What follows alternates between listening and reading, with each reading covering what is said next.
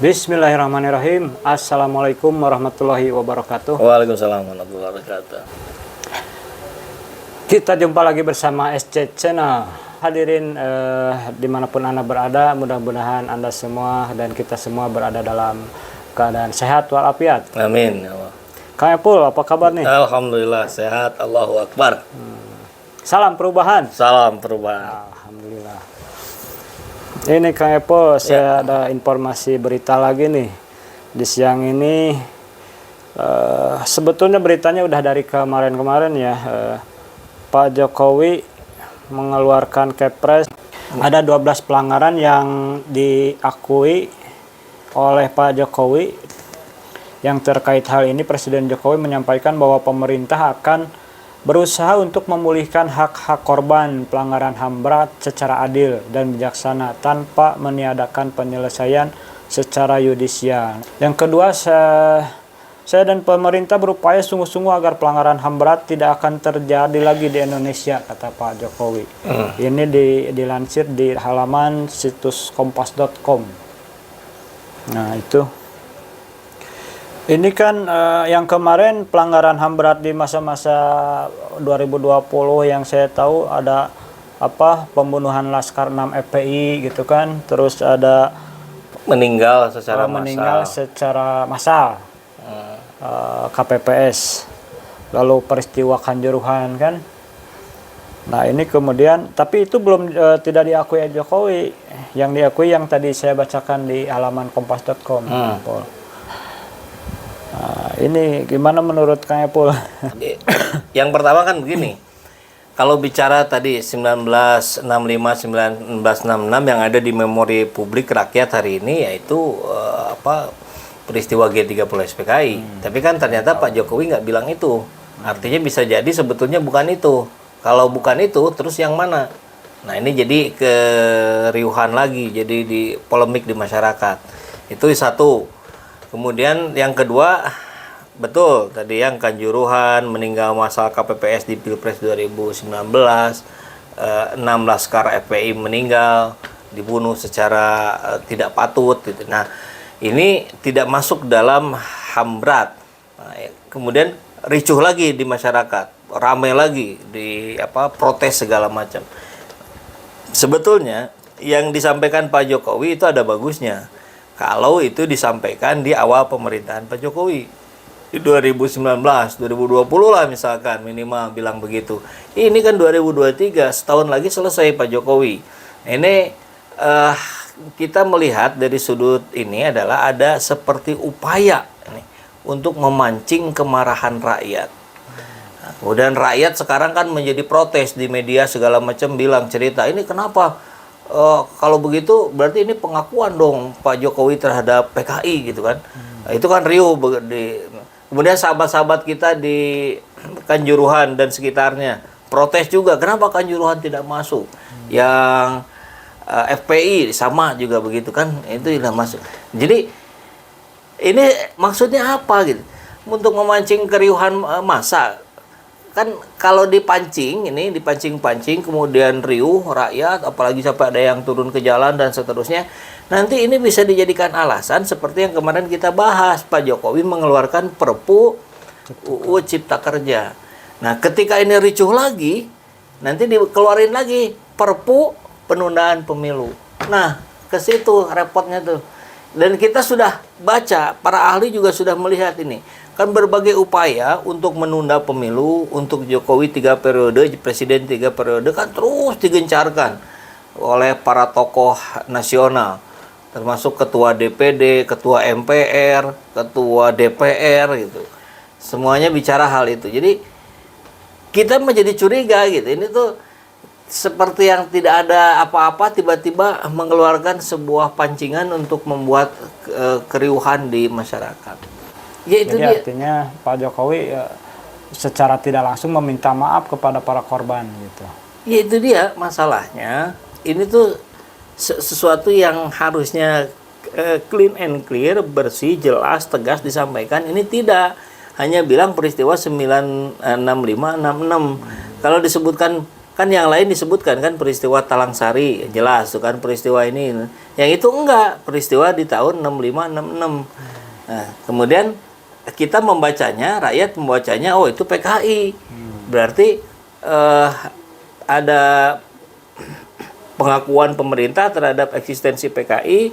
Sampai kemarin juga riuh kan di isunya begitu, apa, Jokowi minta maaf, kan akhirnya memancing kemarahan rakyat. Nah, kemarahan rakyat ini teorinya nih ya, teori pancingan kemarahan itu. Ketika rakyat sudah marah, kemudian chaos, ya, kacau di masyarakat, mudah-mudahan tidak terjadi, tapi ini sebagai antisipasi saja. Kemudian rakyat marah turun ke jalan, nyerang toko-toko, jarah segala macam. Nah, kemudian itu dijadikan alasan, nanti keluar aja Perpu penundaan pemilu. Ujungnya itu ke situ. Penundaan pemilu apa artinya? Jokowi menjabat lagi, tidak berakhir di 2024, tapi berakhirnya di 2025 atau 2026. Jabatannya ditambah. Ini kan sebuah skenario kalau benar yang mestinya sama sekali tidak terjadi. Ini yang ditakutkan masyarakat gitu. Pengennya kan 2024 ganti presiden. Iya. 2024 ganti presiden, kita mendapatkan pemimpin baru, kita mendapatkan semangat baru untuk melakukan perubahan yang dipercepat untuk Indonesia menjadi jauh lebih baik. Tapi ada isu lagi nih Kang, katanya siapapun presidennya kalau sistemnya sama jadi nggak ada mungkin perubahan yang signifikan gitu. Ya, buat orang-orang yang berpikiran seperti itu ya. Jadi percuma ganti presiden kalau sistemnya sama. Percuma selama asasnya masih demokrasi. Percuma. Nah, itu kelompok masih sahabat-sahabat kita lah. Saya juga menghormati orang-orang yang berpendapat seperti itu. Ya, pendapat disilakan saja, monggo saja. Tapi kan kalau pendapat itu mau diikuti, terus mau bagaimana? Mau ganti sistem. Ganti sistem. Gimana caranya ganti sistem? Ya, kerja sama DPR gitu untuk merubah sistem. Kalau orangnya iblis-iblis semua dalam tanda petik gitu, orang-orang yang justru tidak mau merubah gimana? Susah juga ya. Ya nggak bisa. Jadi pertanyaan sistem atau orang itu seperti pertanyaan adanya ayam dulu atau telur dulu. Telur dulu, telur keluar dari mana? Dari ayam. Ayam dari mana? Dari telur. Nggak beres-beres. Jadi harus idealnya bersamaan. Tapi kalau bersamaan, gimana caranya orang-orang di sistem ini rusak semua? Anggaplah begitu gitu, gambarannya. Jadi mau nggak mau harus ganti presiden dulu. Ganti presiden yang betul-betul memahami dia bisa melakukan perubahan secara radikal, secara eksponensial. Nah, nanti di situ mulai dibentuk, diubah sistemnya sedikit demi sedikit. Gitu. Itu kesepakatan yang masih konstitusional dalam demokrasi di Indonesia. Kalau nggak gitu nanti inkonstitusional, anarkis, kudeta. Nah, kalau kudeta mau berhasil harus sama-sama sepaham dengan TNI. Tapi kan di masyarakat saja terbelah gitu. Tadi terbelah ada yang ngapain lah ngurus-ngurus capres segala macam selama modelnya masih demokrasi, ini harus diganti gitu. Terus gimana cara gantinya gitu? Kan kita tuh harus melakukan sesuatu yang rasional, yang masuk akal, yang memungkinkan untuk kita lakukan. Bukan teriak-teriak ganti asas sambil teriak doang gitu, dia tidak melakukan apa-apa, ya percuma. Mendingan kita benahi sedikit-sedikit yang bisa kita lakukan gitu. Apa mungkin kan sistem pemerintahan itu kan ada apa aja yang saya tahu, demokrasi kan, terus khilafah, mungkin ada beberapa teman-teman kita yang mengusulkan itu, terus ada sistem liberal. Nah, apakah demokrasi di negara kita ini masih bisa untuk dipakai gitu? Kesepakatan the founding father, para pendiri bangsa memilih untuk menggunakan demokrasi. Demokrasi itu jelek, demokrasi itu rusak, demokrasi itu banyak kurangnya. Iya, betul. Tapi itu yang terbaik yang bisa disepakati bersama oleh para founding father kita. Nah, kalau mau diganti, ya harus berembuk dulu sama-sama semuanya. Nah, masalahnya itu memungkinkan atau tidak? Ketika orang-orangnya adalah orang-orang yang mayoritasnya anti, misalkan anti mengganti asas negara, entah itu dengan khilafah, dengan liberal dan segala macam. Sekarang kita demokrasinya pun demokrasi Pancasila, tapi prakteknya adalah kita juga sudah liberal, uang sudah bermain di mana-mana. Orang mau jadi anggota dewan asal punya uang dia bisa kepilih, orang mau jadi bupati asal dia punya uang dia bisa kepilih, dengan membeli suara, dengan pencitraan dan sebagainya. Jadi kita mau ganti asas pun, kalau perilaku masyarakat, perilaku bangsanya masih sama seperti itu, ya begitu aja hasilnya gitu. Tidak ada perubahan yang lebih baik.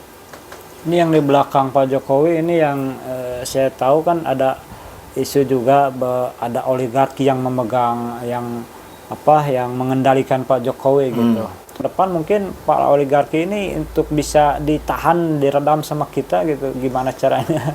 Bisa. Presidennya yang punya prinsip, presidennya yang teguh memegang nilai-nilai, presidennya yang mengedepankan kepentingan rakyat. Kan kalau oligarki itu nggak bisa dihapus, dia akan selamanya ada. Dari zaman Pak Harto pun sudah ada. Nah, hebatnya Pak Harto, oligarki bisa dikendalikan oleh presiden. Nah, yang sekarang konon katanya, kata banyak orang, kata banyak ahli, justru oligarki lah yang mengendalikan pemerintahan. Nah, nanti kalau presiden baru terpilih, haruslah orang yang betul-betul mampu mengendalikan oligarki, bukan dikendalikan oleh oligarki. Oh, gitu. Tidak ada cara lain untuk bisa merubah Indonesia menjadi lebih baik. Di antaranya pemimpinnya harus menjadi teladan, menjadi inspirasi bagi rakyatnya. Sepakat.